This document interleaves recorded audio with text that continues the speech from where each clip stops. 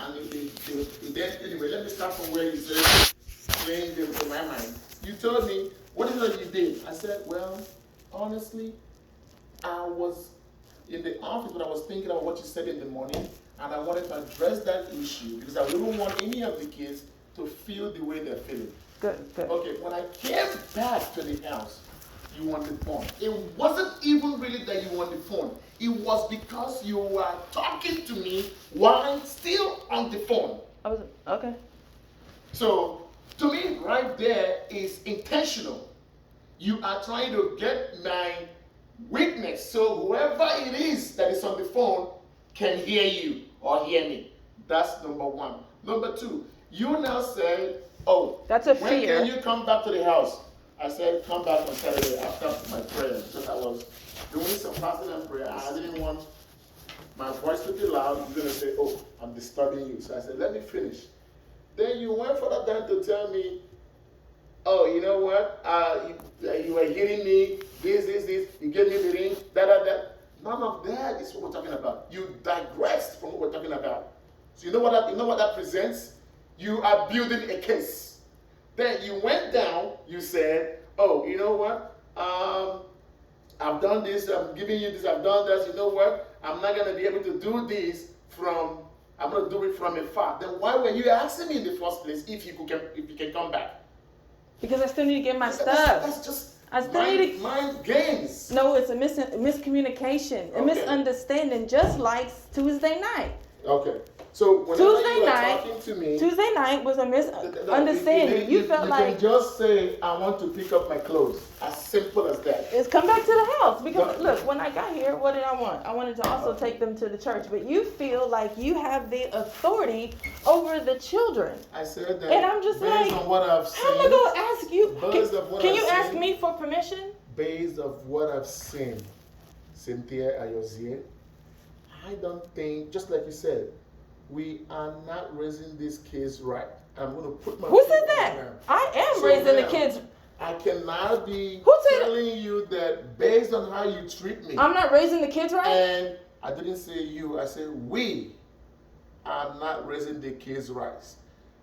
It is very, very important that whoever, you and I, should be able to say, you know what, I am wrong in this part.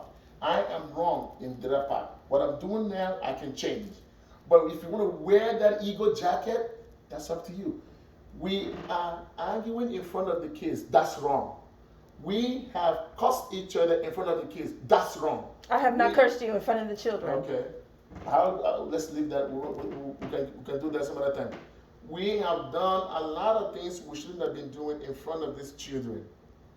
And take my word, it's not going to happen again. But you also said, take your word, you will not call me names. You also names? You called me a fake Christian up and down these stairs. I said you also said that your mom. Let me correct that. You said your mom is trying to deport you. That have never. Your mom? You told them, and you also said you went into their bedroom. Of course you are. Hold on, Indica. But that's true. Hold on, Indica. When we have peace and we are working together, you all of a sudden you don't see a threat. But when you do something to me that you don't want to acknowledge that I don't like, then what you try to do is not say, you know what, I could do better. That's reasoning and rationale. But sometimes you become irrational and say, well, I did this, which is true. I could have gotten off the phone quicker. Oh, my husband's here. Let me hang up the phone. I can start that. I can start that today. That's not a big thing so that I can be with you. If that's all that I need. Just to hang up the phone when you come, but also I can embrace you when you come in. I can say welcome when you come in. It's not a big thing. What I don't like is when you feel it's okay for you to not acknowledge that you were yelling for a long period of time. Go ahead and yell, but I need a way to not hear that. So I will yell. When you yell for a long period of time, should I call police on you? I have never yelled at you for a long period of time to where you come to me and tell me I'm sorry or this is what happened. You that drove, screaming and shouting, got in the car and drove the car through the garage. None of that. Oh, okay, yeah, that's all right. Thank you. Cynthia, I'm Okay, sorry that I yelled at so you. let me finish because you just I'm you sorry brought that up I yelled at something. you Hold on, because hold on, listen. It's only an offense when I do it, but when you do No, it, it's always an it's not offense. an offense. That's good. I know now, Indica, and that's the way it has always been. it's still an offense. So stop talking. So Indica, when you yell at me for a long period of time, one, you were angry, so I understand that. Okay, but I am sorry for not hanging up the phone and nor acknowledging you. I haven't acknowledged you for a long period of time. I've acknowledged you maybe a handful of times since we've been married. Hold on. Okay. Hold if on. You just, I would have allowed you to resolve this issue.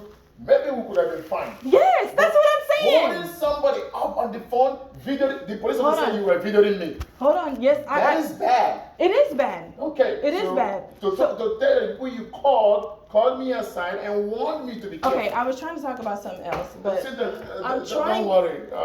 Are you trying to solve? Listen. I'm sorry that I yelled at you. Listen. I'm sorry. You cannot. Okay. It shouldn't be happening. All right. This is the same thing that I'm talking about. Okay. Conversation. This is not it. So when you say that you don't want to argue, and when you say that you want to resolve, those are two different things.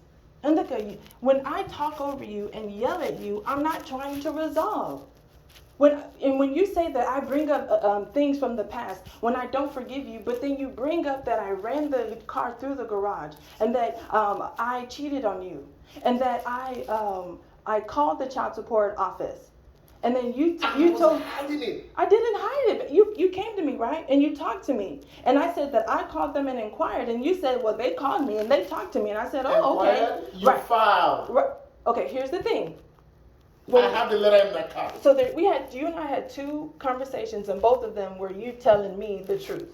You saying that, oh, I felt like I was just talking. You felt like I was filing. You felt like I really wanted money, and I'm telling you, no, I want to be separated, but I don't want to keep the kids from you. You're saying there's no way that's the truth. I want money from you. I'm like, you know what? Let's leave that alone.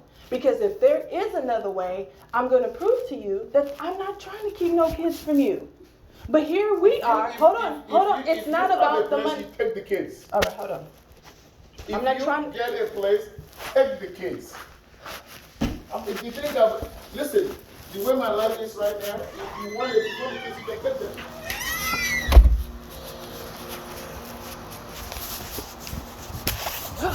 You too much.